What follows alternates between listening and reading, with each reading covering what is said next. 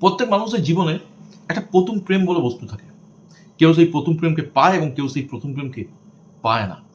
আচ্ছা ভাবো তো, তোমার যদি সেই না পাওয়া প্রথম প্রেম আবার তোমার জীবনে আসে, তাহলে তোমার মনের মধ্যে কি ফিলিংস হবে? যদি তোমার সেই প্রথম প্রেম তোমাকে আবার প্রেম করার হাতছানি দিয়ে ডাকে, তাহলে তোমার কি মনে হবে? ফিলিংস তোমার যাই হোক না কেন, সেটার জন্য আমার কমেন্ট বক্স কিন্তু অলওয়েজ ওপেন। কিন্তু এই মুহূর্তে আমি তোমাদেরকে প্রেম করার, প্রেমে পড়ার আরেকটা সুবর্ণ সুযোগের চাবিকাঠির কিন্তু সন্ধান দিতে পারি, এবং সেই চাবিকাঠিটার নাম সাইয়ারা, যেটা তোমাদের অবশ্যই নিকটবর্তী হলে গিয়ে দেখতেই হবে। এটুকু বলতে পারি, একটা মিষ্টি মুহূর্ত, একটা মিষ্টি সময় তোমরা কিন্তু এই সিনেমাটি দেখতে দেখতে কাটাবে, এবং অবশ্যই মনে করবে তোমাদের জীবন থেকে হারিয়ে যাওয়া সেই প্রথম প্রেমের সুন্দর মুহূর্তগুলোকে। আজকে আমি সেই সুন্দর মুহূর্তগুলোকে মনে করে তোমাদের সঙ্গে আলোচনা করব সাইয়ারা মুভিটাকে নিয়ে। মুভিটা আমাকে কতটা নাড়িয়ে দিয়েছে। কিন্তু তার আগে আমি মিঠুন তোমাদেরকে একটাই রিকোয়েস্ট করব, আজকের ভিডিও কেমন লাগলো সেটা কিন্তু আমায় কমেন্টে জানাতে হবে। এবং যদি ভিডিও ভালো লাগে, ভিডিওটাকে লাইক করো, শেয়ার করো, চ্যানেল বা ভিডিও নতুন হলে সাবস্ক্রাইব করো, এবং ফার্দার নোটিফিকেশনের জন্য বেল আইকনটা কিন্তু ক্লিক করতে ভুল। সাইয়ারা যেমন মিষ্টতা এই নামের মধ্যে, তেমনি মিষ্টি এই মুভিটা। যারা মনে করছিল যে বলিউডের দিন শেষ, দক্ষিণ ভারতের ইন্ডাস্ট্রি বলিউডকে ছাপিয়ে যাচ্ছে এবং একটা সময় বলিউড থেকে আর ভালো সিনেমা বেরোবেই না, তাদেরকে চোখে আঙুল দিয়ে দেখিয়ে দিয়েছে সাইয়ারা। সাইয়ারা শুধুমাত্র একটা ভালো সিনেমা নয়, সাইয়ারা হচ্ছে বলিউডের জবাব সেই সমস্ত নিন্দুকের মুখের ওপর যারা বলিউডকে নিয়ে খিল্লি বই আর কিছুই করতো না। সাইয়ারা বলিউডের ঘুরে দাঁড়াবার একটি ইঙ্গিত, যেখানে বলিউডের বাকি সব প্রযোজকরা অ্যাকশন ধর্মী মুভির দিকে ঝুঁকছেন, সেখানে ডিরেক্টর মহেশ্বরী তার গোছানো নির্দেশনায় আমাদের সামনে নিয়ে এলেন সাইয়ারা। এই মহেশ্বরী ভদ্রলোকটি বড় অদ্ভুত ধরনের মানুষ। তিনি যখন জাহের বানান, যখন এক ভিলেন বানান, তখন তিনি তার মুভির মধ্যে একটা অন্য জগতে আমাদের নিয়ে যান। কিন্তু যখন আশিকি 2 বা সাইয়ারার মতো মুভি বানান না, তিনি আমাদের মুখের মধ্যে কখনো এক চিলতে হাসি আনেন, আবার কখনো চোখের কোণে অনেকখানি জলও এনে দেন। তিনি যাই করুন না কেন, তার ছবির মধ্যে একটা অদ্ভুত ক্যানভাস তিনি তৈরি করেন এবং আমাদের সকলকে তার নিজস্ব জগতে অত্যন্ত কনভিকশনের সাথে নিয়ে যেতে বাধ্য করেন। আমরা নিজেরা তার জগতে, তার ক্যানভাসে নিজেদের গা ভাসিয়ে দিতে বাধ্য হই। এতটাই কনভিকশনের সাথে তিনি প্রেজেন্ট করেন।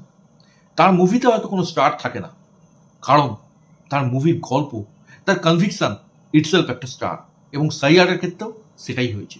আনকোড়া তরুণ তরুণী, আহান পান্ডে, অনিত পাড্ডা, কি সুন্দর তাদের অভিনয়। আহান পান্ডের যদি কথা বলি, প্রথম সিনেমাতেই তিনি দেখিয়ে দিয়েছেন নেক্সট জেন সুপারস্টার কাকে বলে। অপরদিকে যদি অনিত পাড্ডার কথা বলি, এই গল্পের নায়িকা।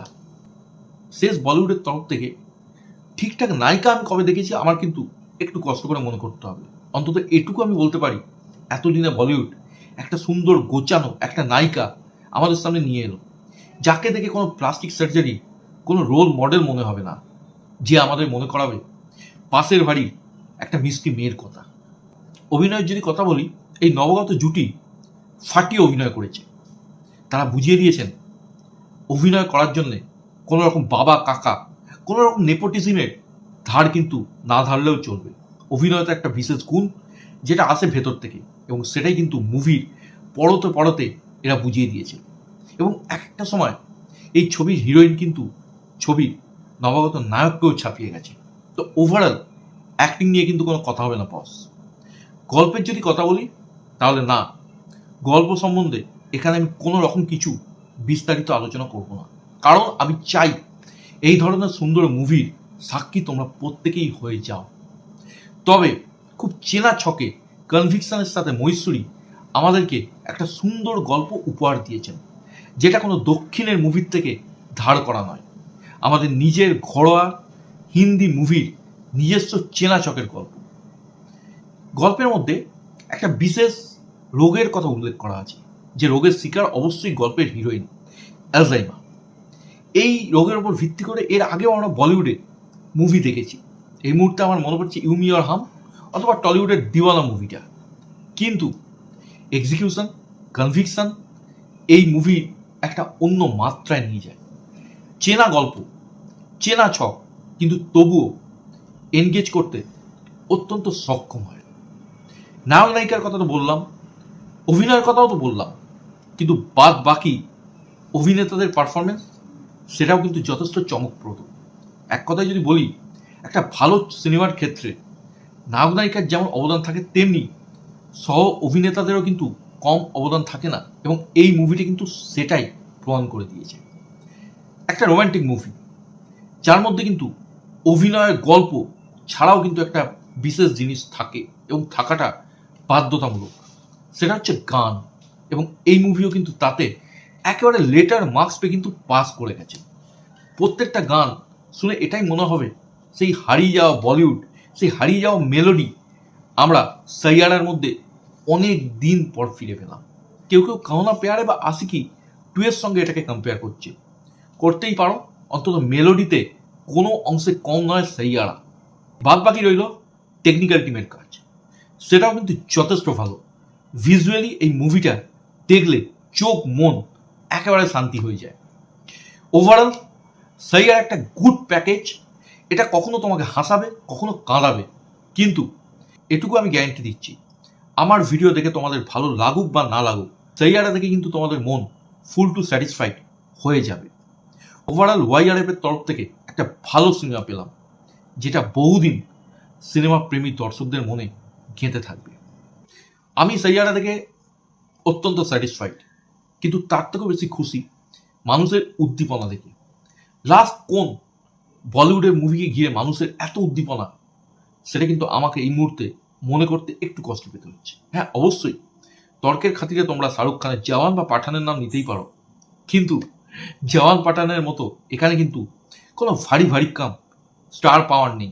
এখানে আছে দুজন নবাগতর ফ্রেশনেস, এখানে আছে মহেশ্বরীর দুর্দান্ত ডিরেকশন, এখানে আছে অরিজিৎ সিং, শ্রেয়া ঘোষালের মতো ট্যালেন্টেড সিঙ্গারদের মধুর কণ্ঠস্বর এবং কিছু মিষ্টি মুহূর্ত, যে মিষ্টি মুহূর্তগুলো সাইয়ারাকে একেবারে আষ্টে পিষ্টে বেঁধে রেখেছে।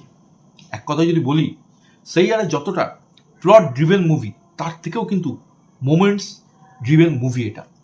এই মুভিতে এমন ছোট ছোট কিছু মুহূর্ত আছে না, যেগুলো কিন্তু তোমাদের মনে সিনেমা শেষ হওয়ার পরেও থেকে যাবে।